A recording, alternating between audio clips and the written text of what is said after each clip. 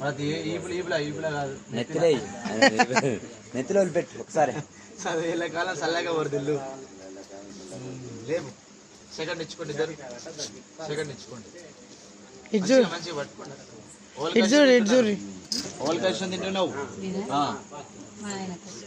మీ ఆయన అంటే ఇంటి పెడతా సహా చెప్పాలి.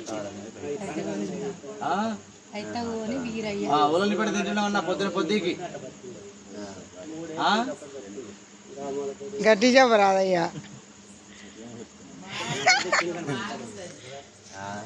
నెత్తలే ఆగుమా పూలు పెడుతుంటే తీద్దాం. ఏదో ఒక మెమరీ పూలు పెడదాం. బాగా పెట్టినావు మామయ్య. రైట్.